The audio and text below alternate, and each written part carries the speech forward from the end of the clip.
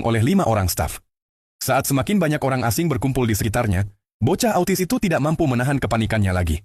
Ia berteriak histeris dan berusaha menerobos keluar dari kerumunan. Tepat ketika ia hampir menabrak rak bagasi, seorang wanita bergegas menghampirinya dan segera memeluknya. Dengan cemas, wanita itu bertanya apakah bocah tersebut terluka. Namun, ketika melihat kerumunan orang di sekitarnya, bocah itu kembali menjerit ketakutan. Wanita itu ternyata seorang spesialis psikologi anak. Ia langsung menyadari kondisi bocah tersebut. Dengan lembut ia memeluk dan menenangkannya perlahan, hingga akhirnya bocah kecil itu mulai tenang. Setelah itu wanita tersebut memberinya sapu tangan dan boneka berbentuk labu. Tak lama kemudian sekretaris CEO datang tergesa-gesa. Setelah mengetahui bahwa pria itu adalah orang yang dikenal bocah tersebut, wanita itu pun merasa lega dan berbalik pergi. Malam harinya ia melihat putranya menggenggam erat sapu tangan yang tampak penuh kuman. Tanpa berpikir panjang ia langsung melemparkannya ke keranjang cucian. Namun setelah pengasuh mencuci sapu tangan itu, putranya tiba-tiba mengamuk hebat, seolah kehilangan sesuatu yang sangat penting. Pengasuh itu kebingungan. Mendengar keributan tersebut, sang pria datang dan bertanya apa yang terjadi. Bocah kecil itu menunjuk sapu tangan yang berada di dalam baskom.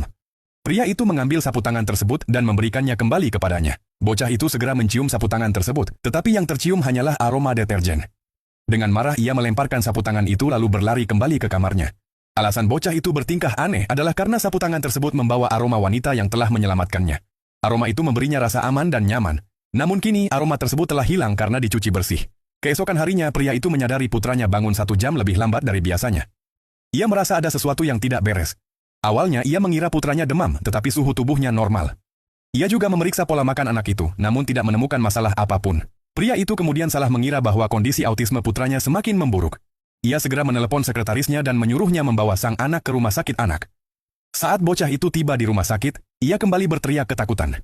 Pada saat yang sama, wanita itu baru saja datang ke rumah sakit untuk mulai bekerja. Ketika mendengar teriakan tersebut, ia berjalan menuju ruangan itu karena penasaran. Betapa terkejutnya ia ketika melihat bahwa bocah itu adalah anak kecil yang ia selamatkan kemarin. Wanita itu mendekat dan menyapa bocah tersebut. Ia menyadari bahwa bocah itu tidak suka bermain mobil-mobilan, jadi ia mengajaknya pergi ke ruangan lain untuk bermain bersamanya. Dan untuk pertama kalinya, bocah yang biasanya tidak pernah mau berinteraksi dengan orang asing itu menerima ajakannya. Sekretaris CEO langsung tercengang melihat hal tersebut.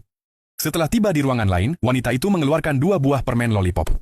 Ia berbicara dengan lembut kepada bocah itu, berharap bisa memahami kondisinya lebih jauh. Sementara itu, pria tersebut menerima pesan dari sekretarisnya dan segera bergegas ke rumah sakit. Begitu tiba, ia langsung mendorong wanita itu ke samping dan memeriksa apakah putranya terluka. Wanita itu merasa kesal melihat sikap pria yang kasar tersebut, namun pria itu sama sekali mengabaikannya.